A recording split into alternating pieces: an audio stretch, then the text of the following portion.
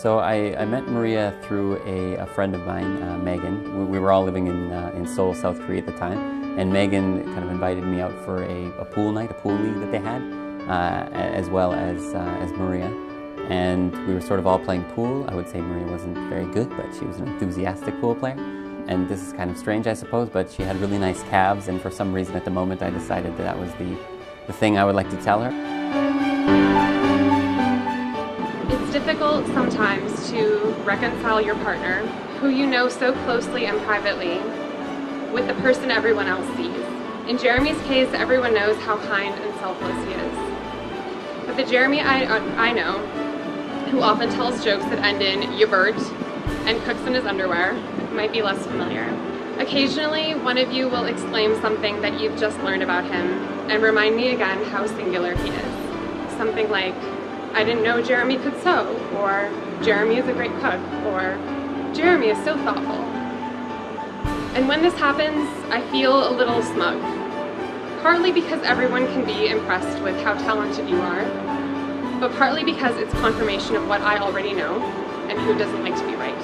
But there's also a kind of sheepishness, a kind I suspect that is unique to the extremely fortunate and privileged, like being embarrassingly wealthy. How did I get so lucky? Who am I to deserve so much? After pondering this for years, while Jeremy makes fabulous dinners and perfects his stitches, I'm still not sure. But now I think it's the wrong question to be asking. Instead, I should be contemplating how to show you how grateful I am to have you. How do I make you as happy as you make me?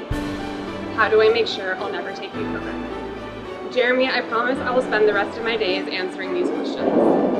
By matching your kindness with kindness, your hard work with hard work, your generosity with generosity. By being someone you can lean on completely should you ever need to, the way I know I could lean on you. I love you. For most of my adult life, I was under the impression that my personality, traits, and habits were largely fixed. I accepted the fact that I will always put just the right amount of effort to get something done, learn just what I need to learn in order to understand a task, and then I generally spent the most of my free time relaxing and enjoying myself. One of the many reasons I love you is not only for what you are, but for what I am when I'm with you.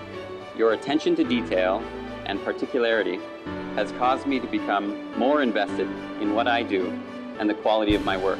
Before meeting you, I had no idea that a different brand of pasta could literally make or break a macaroni and cheese casserole. It's a gluten thing. Your enthusiasm and excitement for your passions rubbed off on me from the first time we met. Leaving a job that was fun and easy for one that was rewarding and is rewarding and challenging took seeing you push yourself every day for me to follow in kind. Your emotional depth has made me more empathetic and conscious of others.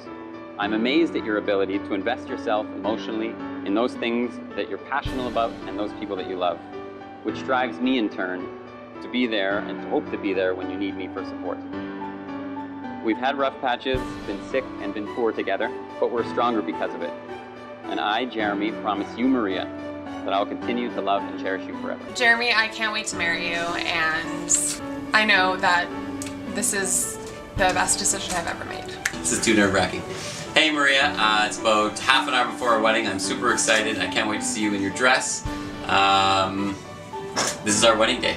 Congratulations, and I'm going to see you very soon. Love you. But we were in the Christmas market and in Vienna, and he just asked if we could sit down on a bench, and yeah, and they asked me to marry him. And when we had a kind of a quiet moment in a park and not a lot of people were around, we sat on a nice bench and I proposed, and she said yes. I love you, Mom.